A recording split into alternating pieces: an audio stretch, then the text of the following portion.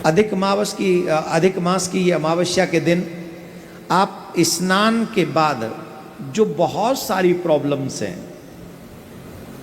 Mostly मन अशांत रहना, देवी देवताओं का प्रसन्न न होना, धन का अभाव रहना, घर में अशांति रहना या भजन में भी मन न लगना। जो लोग कहते हैं ना भजन में भी मन नहीं लगता, ऐसी कई समस्याओं का समाधान आप अमावस के दिन कर सकते हैं। अधिक मास की अमावस्या के दिन आप इस दिन स्नान के बाद पीपल के पेड़ की पूजा करें और इसमें भगवान विष्णु का, महादेव का, ब्रह्मा जी समेत कई देवताओं का वास होता है। अमावस्या को पीपल के पेड़ की जड़ में जल अवश्य चढ़ाएं। शाम के समय पेड़ के नीचे दीपक जलाएं घी का, इनकी कृपा प्राप्त करने के लिए, क्योंकि ब्रह्मा जी भी वही हैं रचयिता, विष्णु जी भी पीपल के पेड़ में, वृक्ष में निवास करते हैं, सृष्टि के पालक करता, और भूत बावन भोलेनाथ भी वहाँ निवास करते हैं, संहार करता।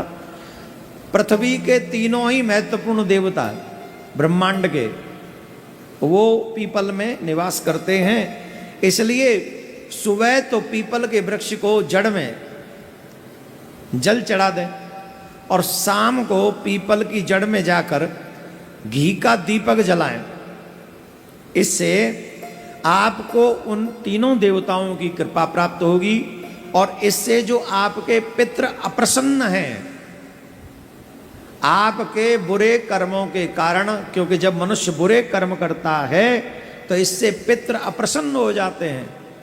तो अमावस्या के दिन, जो इस आने वाली अमावस है, दिन घी का दीपक पीपल के पेड़ के नीचे जलाएंगे तो आपके अप्रसन्न पितृ भी प्रसन्न हो जाएंगे।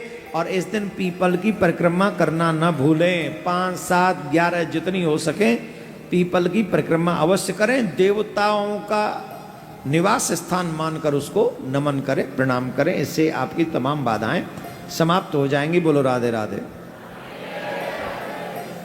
एक और उपाय बता देते हैं, फिर इसके बाद उपायों का सिलसिला समाप्त कर देंगे, क्योंकि अमावस बहुत बड़ा है इसलिए हम बता रहे हैं।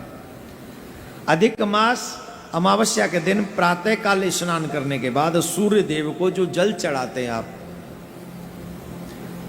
वैसे तो हर पूर्णिमा, हर अमावस और हर एकादशी अपने पितरों को भी जल देना चाहिए। पितरों को जल देने का जो दिशा है वो दक्षिण दिशा है। पूर्व में सूर्य को दिया जाता है जल और दक्षिण में पितरों को दिया जाता है। अब हमने पहले भी बताया आपको, सूर्य को जल ऐसे दिया जाता है, ऐसे ऊपर से जल की धारा में से आप सूर्य का दर्शन करें।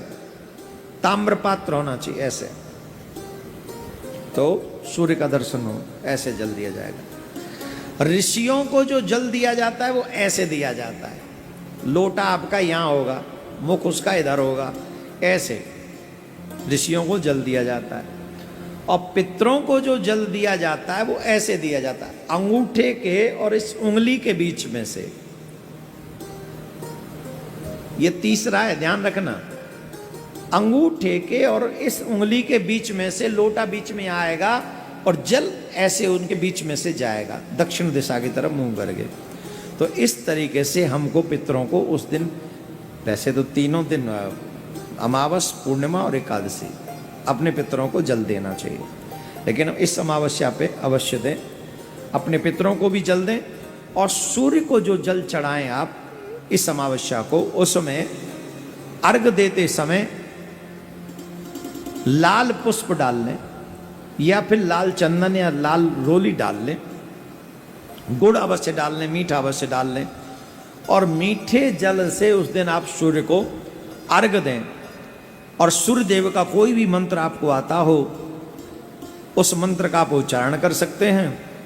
इससे आपकी दरिद्रता दूर होगी, घर में धन की कमी नहीं रहेगी, धन धान्य भर जाएंगे और आरोग्य आपके शरीर को सूर्य देव आरोग्यता भी प्रदान करेंगे। इस दिन, अमावस्या के दिन, ऐसा कार्य अवश्य कर लें। बोलो राधे राधे।